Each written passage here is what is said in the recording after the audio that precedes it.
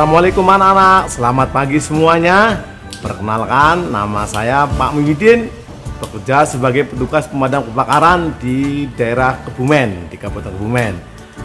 Di sini Pak Muhyiddin mau menjelaskan tentang tugas dan fungsi dari pemadam kebakaran itu sendiri. Tugas pemadam kebakaran ada 3. Yang pertama itu pencegahan, yang kedua pemadaman, yang 3 penyelamatan. Ada 3 tugas pokok pemadam kebakaran: pencegahan, pemadaman, penyelamatan. Pencegahan, hari ini Pak Idin ngasih tahu ke anak-anak, di rumah tidak boleh main korek, tidak boleh main listrik, tidak boleh main kompor, tidak boleh main lilin sendirian di dalam rumah. Tugas yang kedua sebagai pemadam kebakaran yang utama yaitu pemadaman. Jika adik-adik semuanya atau anak-anak semuanya melihat kebakaran, jangan ragu, telepon saja ke nomor 113, maka pemadam kebakaran akan segera datang. Ya, jangan ragu, pokoknya kalau melihat adik-adik melihat kebakaran, nggak usah ragu, nggak usah takut, langsung telepon pemadam kebakaran. Bapak Muhyiddin dan teman-teman akan datang ke sana untuk memadamkan api ya. Makanya dari itu adik-adik tidak boleh main api karena kebakaran sangat merugikan. Selanjutnya, tugas yang ketiga pemadam kebakaran yaitu penyelamatan. Tidak hanya manusia yang diselamatkan oleh pemadam kebakaran, tapi juga hewan diselamatkan. Misalkan ada kucing, adik-adik semuanya yang ke atas genteng tidak bisa diambil, pemadam kebakaran bisa mengambil, bisa nolong ya. Tidak usah takut, telepon saja, Pak, tolong kucing saya di atas, minta tolong diambilkan, boleh. Atau kelinci teman-teman semuanya masuk gorong-gorong, pemadam kebakaran juga bisa menyelamatkan kelinci yang masuk ke gorong-gorong. Itulah tugas pemadam kebakaran. Pertama pencegahan, pemadaman, penyelamatan. Selanjutnya dalam melaksanakan tugas, pemadam kebakaran itu dilengkapi dengan alat namanya APD, alat pelindung diri ya. Mulai dari kepala sampai dengan kaki, pemadam kebakaran semuanya dilindungi. Tidak bisa memadamkan kebakaran hanya dengan pakaian seperti ini, tidak boleh ya, karena keselamatan itu utama. Jadi pemadam kebakaran dalam bekerja saat memadam kebakaran itu menggunakan APD atau pakaian, ada pakaian jaket anti api, ada jaket anti panas, ada helm, ada sepatu safety dan sebagainya. Tadi Pak Idin sudah jelaskan dalam bertugas Pak Idin menggunakan APD karena keselamatan utama. Jadi tidak boleh pakai kaos, tidak boleh pakai sandal jepit. Inilah contoh pakaian yang harus digunakan saat melakukan tugas pemadaman. Kepala harus dilindungi dengan helm, badan harus dilindungi dengan jaket anti panas. Itu salah satu kelengkapan.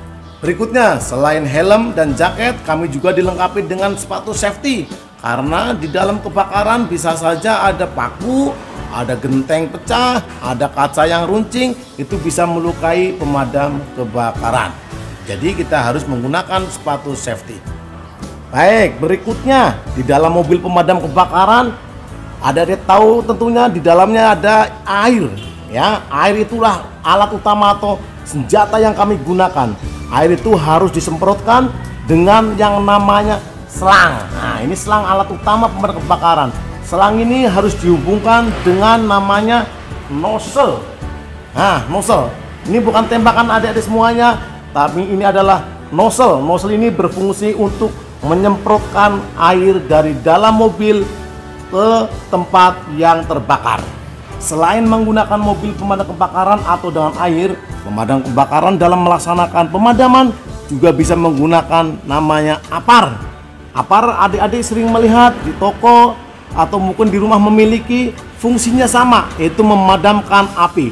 Tapi kalau APAR ini digunakan kalau api kecil ya, tidak boleh kalau api sudah gede dengan menggunakan ini. Tapi kalau masih kecil menggunakan namanya APAR. Jadi kalau adik-adik melihat di toko atau di swalayan yang merah-merah seperti ini namanya APAR, alat pemadam api ringan. Berikutnya Pak Idin mau kasih gambar, kasih video bagaimana bentuk mobil pemadam kebakaran itu sendiri.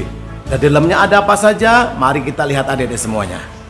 Ya, mobil pemadam kebakaran umumnya berbentuk seperti ini ya. Dilengkapi dengan keran, air keluar dari sini. Ini namanya keran ya. Airnya nanti keluar dari sini. Nah, air diputar dari sini nanti keluar ya. Apa saja di dalam mobil pemadam kebakaran selain air? Mari kita lihat adik-adik semuanya. Ya. Di dalam kami dilengkapi dengan selang, kami dilengkapi dengan nozzle, kami dilengkapi dengan linggis. Inilah beberapa alat atau peralatan yang digunakan oleh pemadam kebakaran saat terjadi kebakaran. Selanjutnya, mari kita lihat bagian atas dari mobil pemadam kebakaran itu sendiri. Selanjutnya, selain dari selang, mobil pemadam kebakaran bisa mengeluarkan air dari namanya monitor. Ini keluar air saat terjadi kebakaran, air bisa menyemprot dari arah sini, dari atas. Namanya ini monitor. Ini posisinya ada di atas mobil pemadam kebakaran. Pakaian yang sedang Pak Idin pakai ini adalah jaket tahan api. Digunakan saat Pak Idin atau petugas pemadam kebakaran menolong orang yang terjebak di dalam api. Pak Idin harus menggunakan alat, menggunakan bajunya tidak boleh pakai kaos biasa, tapi dengan namanya jaket tahan api. Ini tidak mudah terbakar, tidak bisa terbakar, tapi tidak boleh lama-lama di dalam api, harus cepat cara mengambilnya. Cara pemakaiannya seperti ini.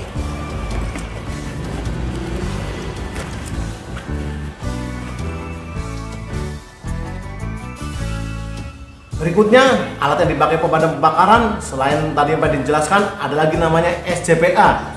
Alatnya untuk membantu pernapasan saat melakukan pemadaman atau menolong orang.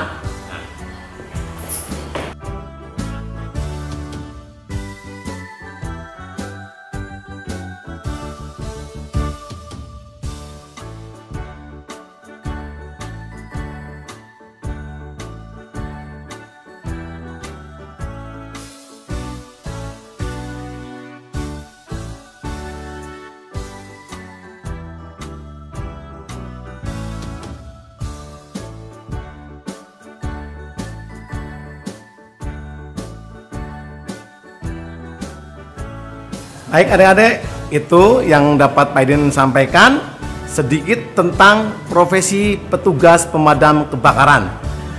Kalau adik-adik pengen jadi pemadam kebakaran, tentunya harus belajar yang giat, banyak makan sayur, menurut kepada orang tua dan guru. Terima kasih. Assalamualaikum warahmatullahi wabarakatuh.